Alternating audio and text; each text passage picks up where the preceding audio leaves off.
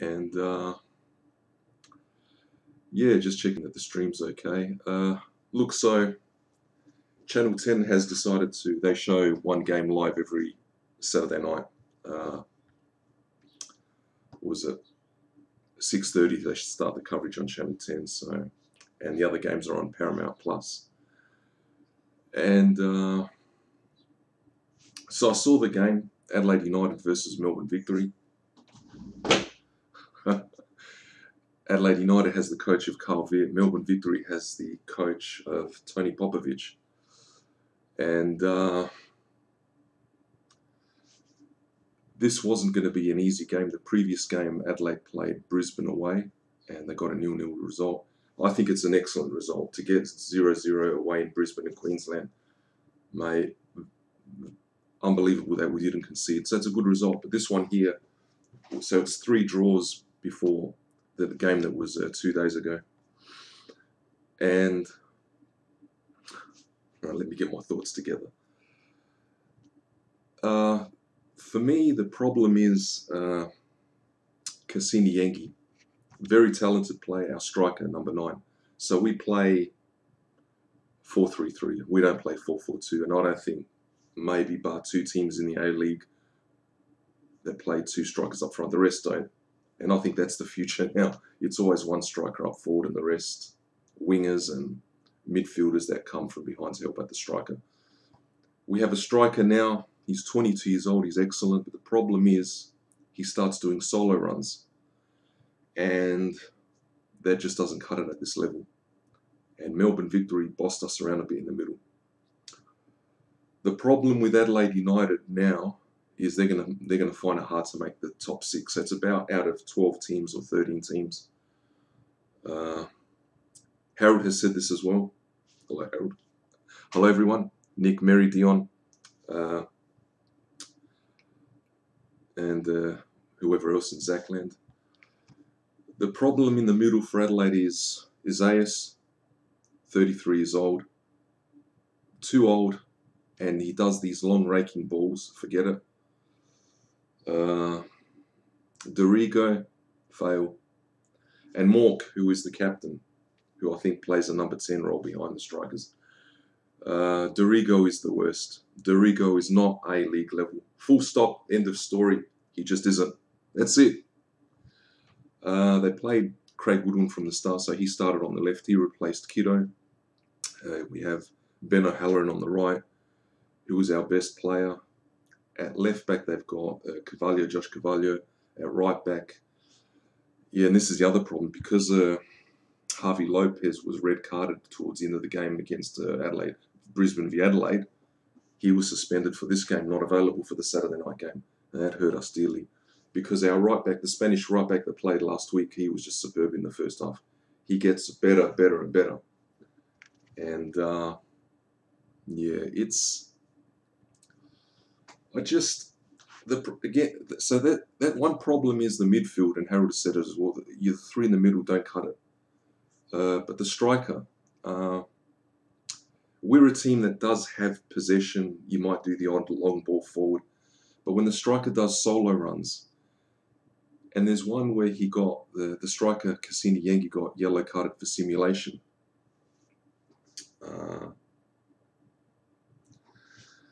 He did dive. Now he's running towards the right side of the penalty area, and even if he got a shot, they were going to cover it. The defenders had it covered. The goalkeeper had it covered. Mark Milligan at halftime said, "You're running down the right. You saw a player on your left in Craig Goodwin, and you didn't lay it to him. Soccer is a passing game. Don't hog it. If you're one-on-one with a defender, not bad. If you're one-on-one with 3 defenders, don't hog it, man." And this has been discussed. It was discussed on Saturday.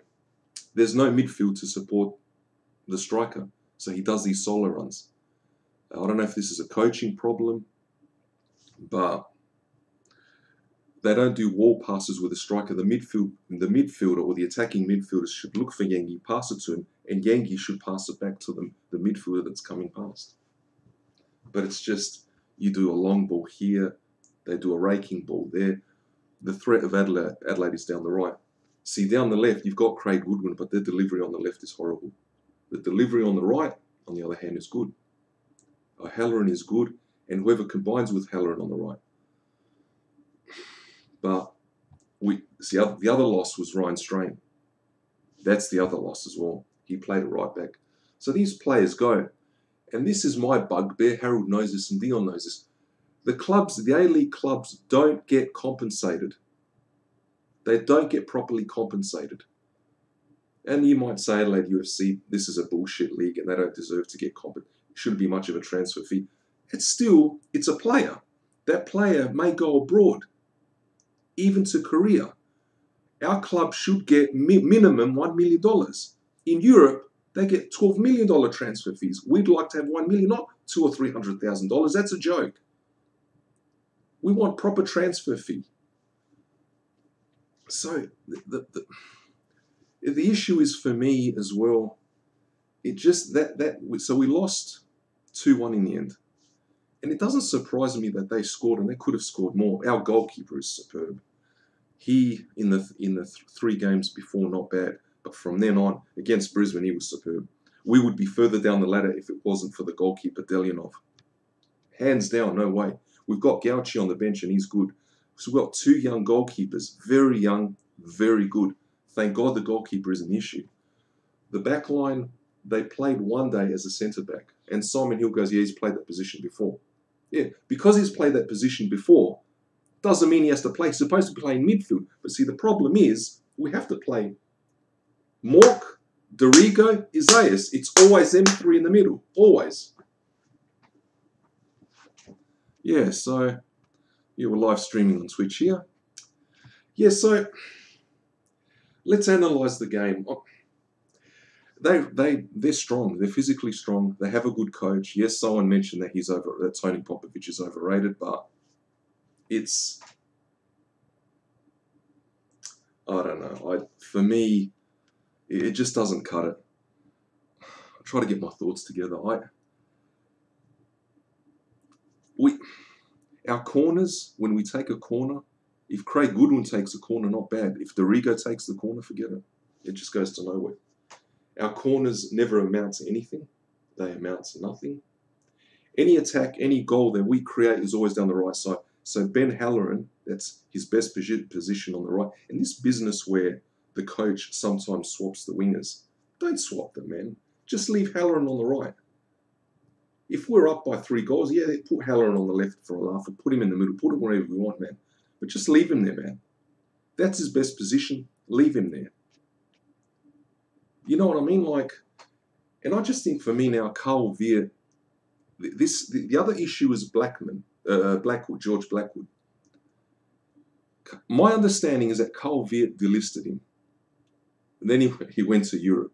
Why on earth would a European club take him is beyond me. Anathema. And he's come back. Why he's come back? Because he's not good enough. When a player comes back to Australia from overseas and they tell you, yeah, I just wanted to come back home, that's not what it means. It means you weren't good enough. If you were good enough, they won't let you leave. They put the dollars in front of you. They put a contract in front of you. They say to you, do you want to leave? Yeah, I want to go back home. How much are you going to earn back home? Oh, I'm going to get $2,000 a week. Guess what? You're going to get $20,000 a week. That's in the championship in the 2nd division in England. I kid you not. So he comes back here, and Cassini Yengi's a little bit out of form. Guess what? They're going to put Blackwood in. And like Harold said, once Blackwood comes in, that's it. There'll be no goal scoring, and we will plummet further down the ladder. The way Victory play, they pass the ball around here and there. They've got slightly better players than us, but they've got a better coach. And every player in that Melbourne Victory is a good player. So it just...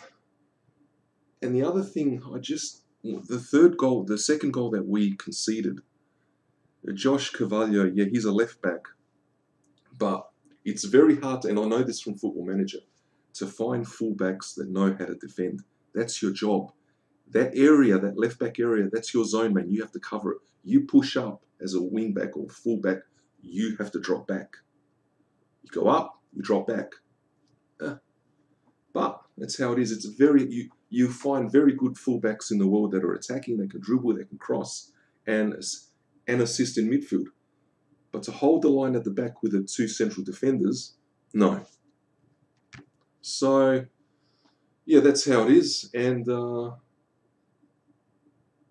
don't know. I just, me love something. Yeah, I don't know. I saw the game Newcastle Wellington Friday night. Mate, the first 15 minutes, I go, wow, this is the best squad that Newcastle have assembled. And it's funny, it's a Greek coach that's coaching, of Greek background, second generation like us. He was assistant to Postecoglou in Japan. Surprise, surprise. Newcastle targeted this coach. They sacked the previous coach at Newcastle in New South Wales. They got this guy. Mate, these guys are light years ahead of us, and they will be in the final four. They won't be bottom. They'll be in the top six, and they won't be top six. They'll go top four. I guarantee you. From what they made Wellington look stupid. I don't care that Newcastle played at home. Their attacking players are superb, especially two of them. The African guy that plays on the left with a slightly ponytail, and the Pena, the Brazilian. Forget it, man. And they've got the Georgian who just caps it off. When they play, they walk the ball into the penalty area. You lay a ball to the striker. He holds it, shields it, and waits for the midfielder to enter the penalty area. Us, forget it, man. If you don't have midfielders that can dribble a little bit, just a little bit, then you've got no hope. But it's just, Harold mentioned that you have to know how to pass the ball. And there's a range of passing. The long ball, you rake it, you chip it. That's how it is. Yeah, so, I mean, what else? I mean, it's just unbelievable, man. It really is. I don't know what to make of it. Funny, I hardly watch any soccer, but to see Newcastle Friday night, that blew my mind. Thank God I watched it. It was the most beautiful thing I've watched. They're just mind-blowing. The A-League has got good players. I thought the A-League was a shit standard. No, it ain't. We just, like Branko Cellina said 18 years ago, 27 games a year doesn't cut it. You've got to play a lot of games. So the more games our clubs play, the better. The more players we take abroad, or bring them, sell them abroad is better. But it's just that's how it is. And then the Greek national team, they sacked their coach. With Sweden and Spain in that group, what did the Greek Federation think? That Greece were going to get out of that group and go into the World Cup. And what would Greece do if they got into the World Cup? God forbid we got into a group with Nigeria, Sweden, and Finland, whatever. Nah, man. Why sack that? So another national team coach has been sacked. He was Dutch. He used to coach in the A-League with the old Melbourne Heart, which is now Melbourne City. So, yeah, that's the issue. I just don't understand that. Why? And the Greek coach said it maybe a month before he got sacked, that the future Greek players that are brought through the Greek clubs in Greece don't play in the Greek league, play abroad, in the Italian league, in the Dutch league, because Italy's right next door to Greece. For sure there are Italian scouts that watch the Greek league because they know they can purchase the Greek players for cheap. If they don't have experience, they're not rated, they don't have a reputation, the Italians say, come to us. The very few that are good, but what the Greek Federation is, I don't know, are they stupid? Do they pretend to be stupid? Or were they born to be stupid? I don't know. I'm not here to bash the Greeks. That could be for another podcast. I don't know. And then the Socceroos. Said it on the YouTube thing as well. We've got no hope. After that game against China, it was 1-1, and our coach at the end says, there's only one team in it, and the Chinese should never have got the penalty. When you see when our players like this in the penalty are like an airplane, mate, you're going to give away penalty, end of story. There's just No two ways about it, man. So, yeah, that's it, really. What else is there to talk about? I don't know. Just, yeah, and now you've got these, I find it very confusing, the vaccination, the quarantine. There was a girl that called today. I'm in quarantine. I'm double vaccinated. I'm in a Medi hotel in Adelaide. I can't open the window. That's right. I can't open the window for 14 days. They can't leave the room. And the guy in 5AA said, so just, can't you go on the roof? No. And now what I hear, don't QR code, because if you QR code and it's Christmas, and if you QR code and you've got the virus, you've got to stay locked for 14 days. So there's no point in QR coding, man. I'm not QR coding. I got my vaccination, no worries, double vaccination.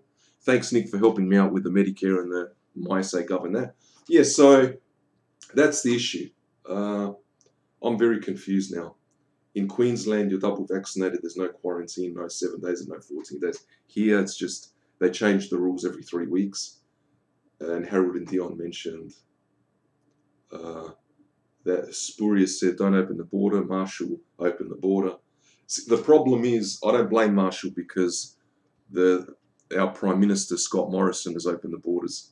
And so all the states are going to follow. Queensland, I reckon, are reluctant. Western Australia, that mate, they're a law to themselves. They do what they want. They don't care who the Prime Minister is. They don't answer to the Commonwealth. They don't answer to the federal government. That's how it is, mate. So, I don't know. So back to the players. Sorry for jumping back to soccer.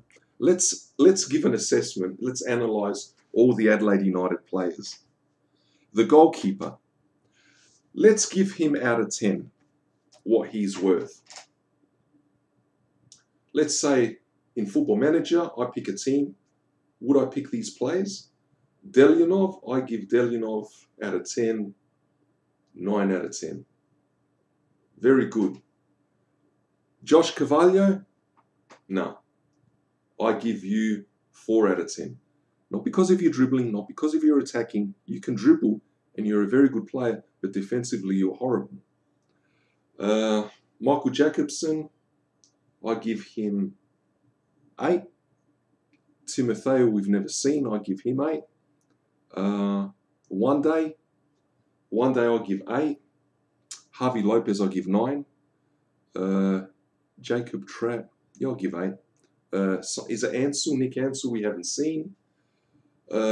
Isaias, I give you 6. Dorigo, I give you 2 out of 10. Mork, I give you 6 out of 10 because you try, but sometimes try is not enough. Ben O'Halloran, I'll give 10. 10 out of 10. Craig Goodwin, I'm sorry, Craig. You're the one that's dropped. Like, those arrows that drop? 7 out of 10. 7 out of, I can't give you 8 or 9 because your delivery is always been questionable. That's why you haven't made it abroad. You didn't make it in Holland. You didn't make it in Saudi Arabia.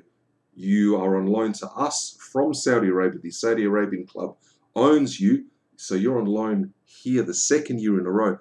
They don't want you in Saudi Arabia. And Craig Foster from SBS has said it.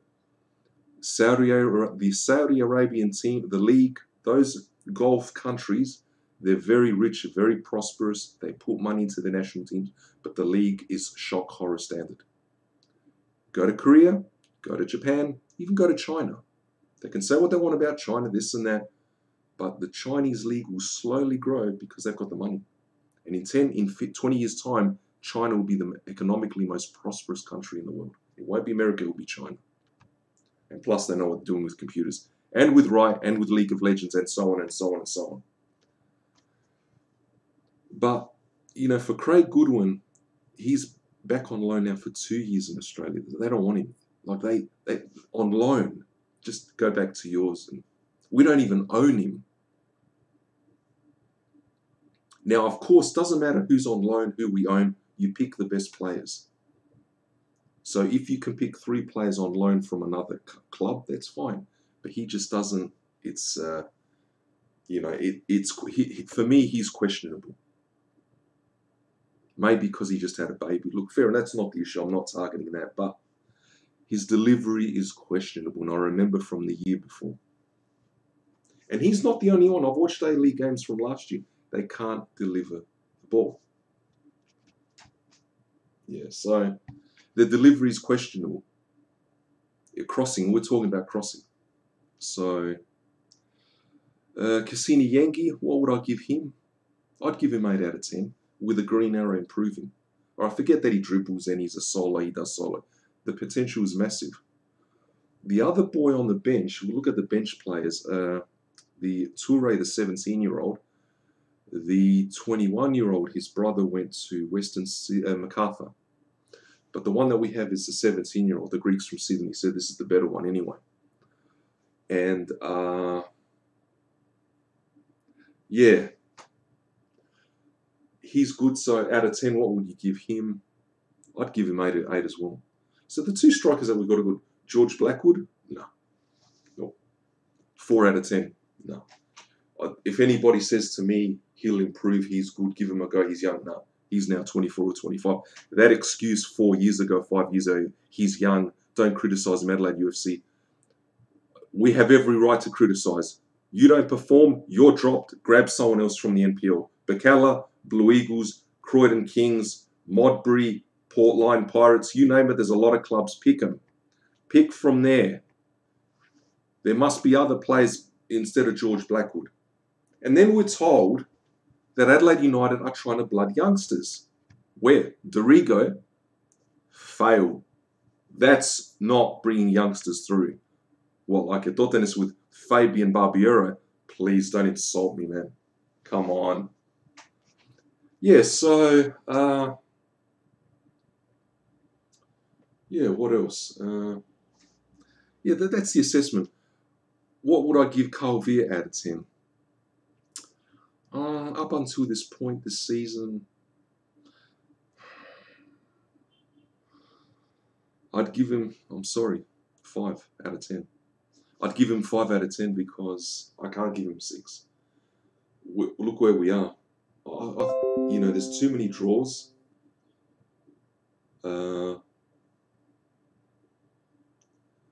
It's just, why I'll give him 5 out of 10 is we have 3 draws, and draws are good, but you're picking the wrong players. And like Harold said, the 3 in the middle have failed.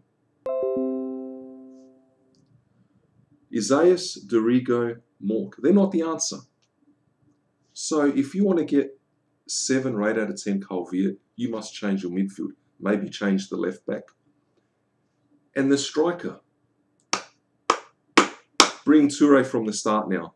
There's no harm in putting Yengi on the bench. He's had plenty of match time. Let's take a look at the 17-year-old Toure, the younger brother. I believe he would be good. For me, the problem is maybe both players are dribblers. The number 9 position has to be a target man, not an advanced forward like in Football Manager. Has to be a target man. He holds it. We don't want him to dribble. Because if he dribbles, he loses the ball. It's not part of the system. A ball cut. So the target man is slightly taller. Like I'm tall. See? Yeah, I don't palio putanes. Yeah, so... yeah. Yeah. Kanisa kitai. Anyway, doesn't matter. Yeah, so... Yeah, I'll go on Instagram after. See what's going on there. Yeah, Όλοι θα παίζουν Halo Infinite. Yeah, γι' αυτό δεν κοιτάνε. Yes. Yeah, I don't blame them either. Yeah. Maybe they need a target man. So maybe there's a youngster somewhere in the Premier League, the NPL, or the State League or State League 2. Someone tall. We knock balls in and he can put headers in. Craig Goodwin, yeah. So did we give him a mark out of 10? Yeah, 7 out of 10, 6 out of 10. Ryan Kiddo, we didn't give a out of 10 to him. 8 out of 10. He was good. He's good. I know he's been made the scapegoat. He's been dropped. 8 out of 10. Ross Aloisi, what do I give him out of 10? I give him a higher score. I give him 7 out of 10 because he entertains us. He's emotional on the bench, and I think he would do a better job as a senior coach. There, you said it. Yeah. But he's very loyal to Carl Veer, and if Carl Veer was to be demoted, sacked, or whatever, omitted, delisted, Carl Veer would follow. For me, if Adelaide United don't make the 6, if he doesn't get the sack at the end of it, he's got to get the sack. He has to make the 6 next year. This year, I find use whatever excuse you want, just say COVID or aliens attacked or whatever. But this season finishes in May 2022. If we don't make the finals at the end of May 2023, you're gone. I'm happy to have him there this year. They can do it. See, the problem is, maybe they should start looking for a different coach. Sorry, we're not going to make the 6. I mean, if the board of directors are happy for Adelaide United to just float outside of the 6, that's fine.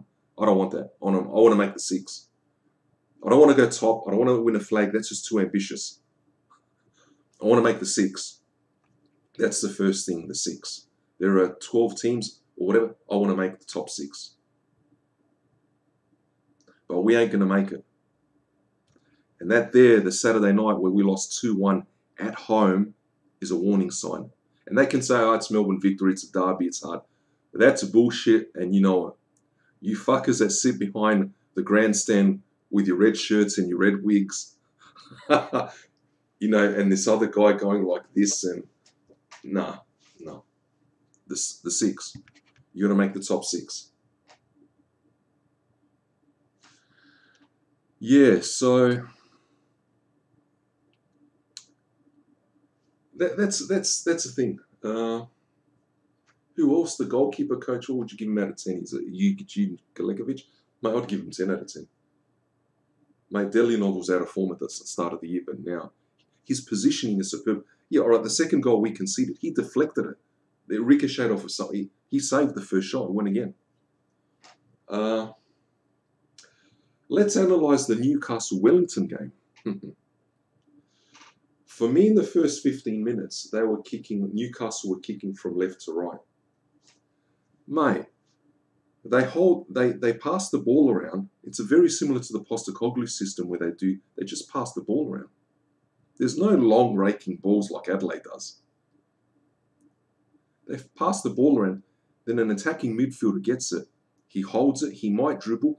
If he's closed down, that attacking midfielder will lay it to someone else. And there's always someone that is wide on the left unmarked because everyone is congested in the middle. The longer one talented player, a talented midfielder, attacking midfielder holds the ball, players are drawn. All the players are drawn. So the outer wings are left vacant. And that's what happens. Pass, a few. When a side crosses the ball 13, 14, 15 times, guess what's going to happen? You can hold off for 3, 4, 5. But if it's crossed in and crossed in and crossed in and low crosses, not crosses high or floated to the head. Yeah. And yeah, that's the thing. Wellington, they're a good side. Ufuk coaches Wellington, and Nick Pappas or Papastamatis, or I'm not sure what his name is. They call him Pappas. No, that's not your surname. Pronounce his name. And if you have trouble, and you people on Channel 10 or Paramount Plus, if you have trouble pronouncing his name, put it on, like down here. Like down here. Pronounce it. Spell it there for everyone. It doesn't matter what he says, it doesn't. Pronounce his proper surname, whatever it is, Papastamatis, or it's something like that. Hang on, let me find it. Hang on. Let's see. Where is it? Bear with me. Let's find out what this guy's name is once and for all. Oh, come on, you mutt. Oh, God damn it. Google, right? Yep. What's his Newcastle United coach? Coach. No, it's not Eddie Howe. I don't want the England one, man. I don't want England. I want the one from New South Wales, man. Not England. Bloody hell. Newcastle United FC. Newcastle United. A-League.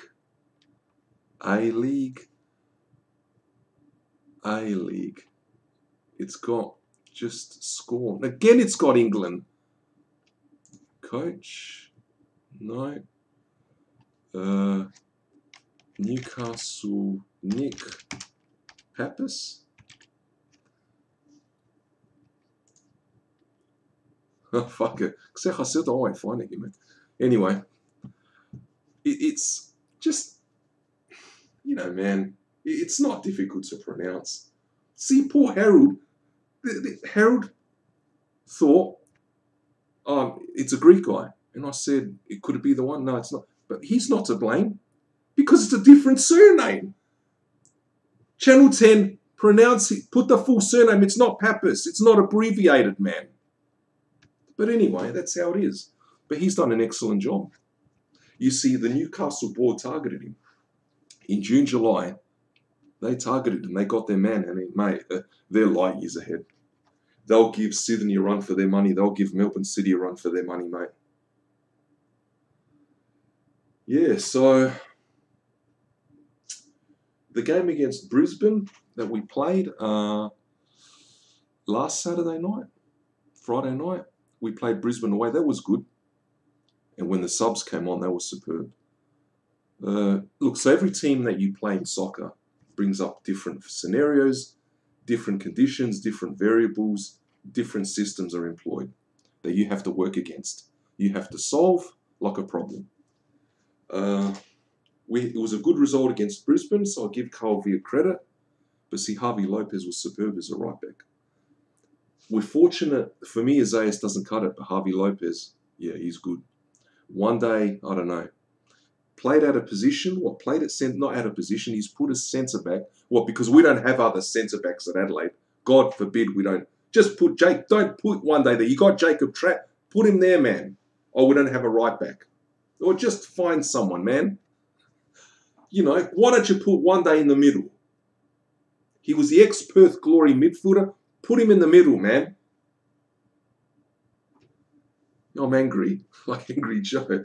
But just, yeah, it's just, I don't know. I've got nothing against Simon. He was a great commentator. Oh, one day he's very capable of playing that position. Yeah, but it doesn't mean he has to play there, man.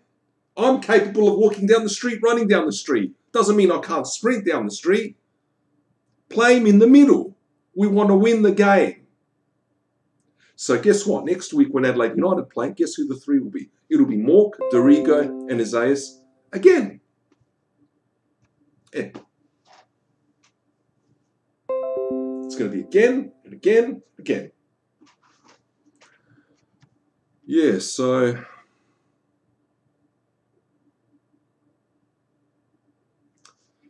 that's about it. Anyway, thanks everyone. Kalos Thatoli to the stream, Siva. And yeah, I might do another Twitch stream. I might put this up on YouTube as well. Yeah, so bye everyone. Bye-bye.